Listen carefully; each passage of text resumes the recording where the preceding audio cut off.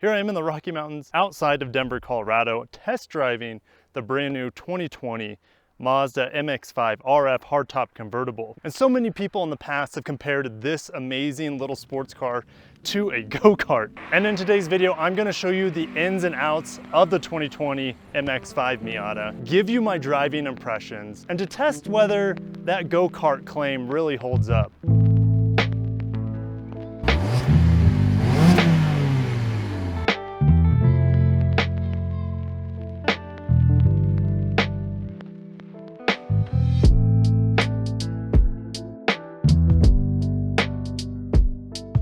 On the inside of the Miata RF, well, this is the Grand Touring edition, and the Grand Touring model, I should say, the trim level gives you red Napa leather as an option. I love the color of the seats, and it definitely permeates as well on the side of the doors and the armrest. I love that touch. The stitching is exquisite throughout the interior, and a part of this 4th generation Mazda, of course, they cover the top part of the door with the same color of paint, which is the polymetal gray, which always looks so good on a Mazda. Now the Grand Touring also comes with the Bose sound system, and I'm pointing to the headrest because there's speakers inside the headrest. You can also get that in the Club edition too. Now I'm 6'1", and I don't have any problems fitting in the Miata, and I used to own a 91 and a Miata, and I love that car. It was my favorite car probably I've ever had. And this, although it's 20 years newer, feels like the same car. It's an amazing, Mazda's done an amazing job keeping the cockpit nearly identical in terms of feel and comfort as well. But if you want leather, that's the only way you can get it on the Grand Touring package. In addition to the leather, you're gonna have auto high beams, you're gonna have adaptive front lighting system. Your mirrors are going to be painted the same color as the body instead of the black mirrors that you see on the Club edition. You get additional safety features like road sign assist. Now in terms of feel, the steering wheel does feel a little small. The diameter is pretty small in my hands, and I hate to admit it, guys, I have small hands, and this just feels a little small. You get over it after the first 5 minutes of driving it, but it would have been nice to have a thicker steering wheel. The ergonomics overall are pretty much spot on. The dials are super easy to get to. The shifter is in the absolute perfect place. The only thing that kind of drives me crazy is the location and the awkward angle, because it kind of goes out away from me, of the emergency brake. I believe in my 91 Miata, the handbrake was right here, and I didn't have to reach across. This is kind of in a weird spot. Now, when the top is up, I have about 1 inch of headroom. So if you're taller than me at 6'1", you're not gonna have a whole lot of room. I have plenty of leg room, but there's no way for me to adjust the seat up and down. I have the ability to tilt the bottom seat and tilt the upper seat, but no other controls outside that other than just pulling the seat forward and back. And of course, being a tiny car with no back seat, you're not gonna have a lot of storage space. You have a little bit under here, which I have some chips in, and then a little one back here, which stores your cup holders, which the cup holders I'm gonna gripe on big time. So these cup holders, look at, I don't know if you can see my bottle of water just floating around. It does not hold it. So when I drive hard, this thing is gonna fly right out or just flop around. And they're removable. So I pop this out and then I can put it in these little slots right here. But the problem is, once you have a drink in the cup holder right in this middle area, you can't reach your cargo area back here because the bottle, your cup, is gonna block you from the small glove box between the 2 passenger seats. Speaking of glove box, there isn't one, okay? So your only options are here and here. So not a lot of storage options, but I was impressed with the trunk space. And the RF, which is the hardtop convertible, you have a little bit less trunk space than you do in the ragtop, but you could probably fit about 3 medium-sized bags in the back of the trunk. Don't expect to fit golf clubs back there, but like I said, 2 to 3 medium-sized bags, it's gonna handle really well, especially if they're not hard case, if they're a little bit softer, malleable like duffel bags like I carry around. And just in terms of visibility from the interior, I'm a tall guy, so the mirror gets in my way. I wish it wasn't in this position, but it takes up probably 10% of my viewing area. Hey guys, I just got down from the mountains while I was visiting Estes Park, and I got a ton of point of view driving experience and shots for you guys. Unfortunately, a lot of it was botched because I'm too tall and my head camera was lined up with the crossbar of the windshield here. But that's okay, because I still have the car and I'm going to give you my impressions, and actually probably a little bit more realistic impressions, because a lot of those that I was talking about, those point of view, was specific for driving in mountain roads, and most of us don't have a Rocky Mountain landscape to drive through. So I'll sprinkle some of that footage throughout, but I'm going to give you more of an in-town review of the car at this point. And just to give you an idea, if you were thinking about getting this car as a commuter car, when I went up to the mountains and back down, I averaged 43.3 miles per gallon, no joke. My average speed probably wasn't that high because obviously I don't want to fly off the mountains, and of course traffic and everything, but that is ridiculous with elevation and everything considering. So let's strap in, and I'm going to give you guys an in-town review and sprinkle in some mountain views while I'm at it. First things first, I want to talk about this engine, this 2-liter Skyactiv G.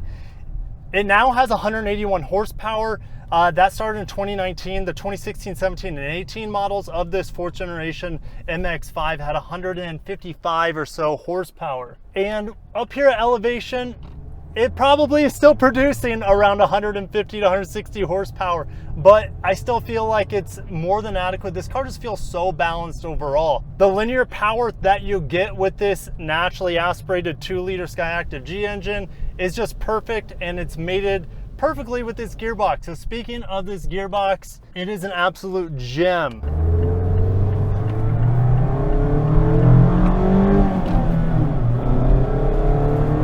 As you guys can hear, this engine sounds great when you push it. And if you're new to driving a manual, I learned how to drive a manual in a 1st generation Mazda Miata. And if that's something you always wanted to do, something to learn, this is one of the best cars to pick to learn, not only learn how to drive a stick shift, but perfect it. And it's not going to bite you in the butt. It's predictable. This clutch's friction zone is perfect. It's nice and meaty right in the middle of the pedal travel, and that's how I like it. A lot of people tend to prefer it at the top, and they tend to prefer it to be a little bit more bitey. What do I mean by bitey? Well, the friction zone's very small, and that might be good for a racing situation where absolute performance is necessary, but in terms of day-to-day driving, you want a forgivable clutch, something that's going to be easy on you, easy on the passengers as well. I drove my aunt in this car the other day, and she just couldn't believe how smooth the car was. A part of it is because of me. I'm fairly decent with the manual. I'm not the world's best, but this car is just so easy to drive. This clutch is perfect, the gearbox is perfect, and speaking of perfect, this car is just so well rounded. I was pushing it through the mountains. I didn't have to use the brakes a whole lot because the engine braking in here is pretty good, but the handling, this thing just carves any sort of turn and corner better than I can feel comfortable with. That's the crazy thing. I was pushing this thing to my limits, and the car never felt like it was getting sketchy or wobbly or I was losing traction.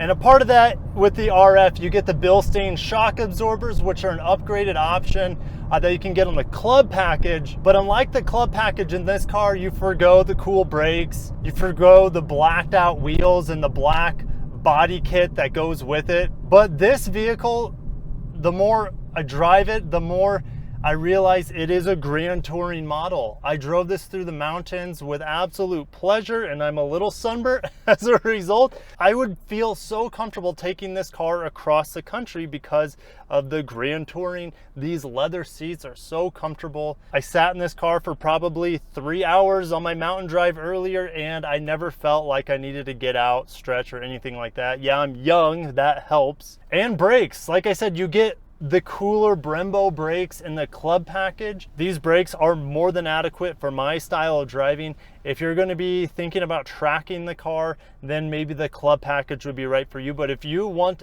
this as a commuter, this might be the way to go because the seats are so comfortable. They're very supportive. If you like to have fun in a car, if you want to be married to the car and how it behaves, the handling, the open top experience where you're one, not only with the car, but also the environment. This car is a freak of nature. There's nothing really else out there like it. It does everything so well. It doesn't have any weaknesses. Good fuel economy, good performance, and fun is off the charts. I mentioned in the beginning, it's like a go-kart. You fling this around corners, grip for days, and you're gonna run out of your confidence before the car runs out of its capabilities. That's how capable this thing is in the turns. And it definitely encourages you to push your limits more and more, because the car will just handle it.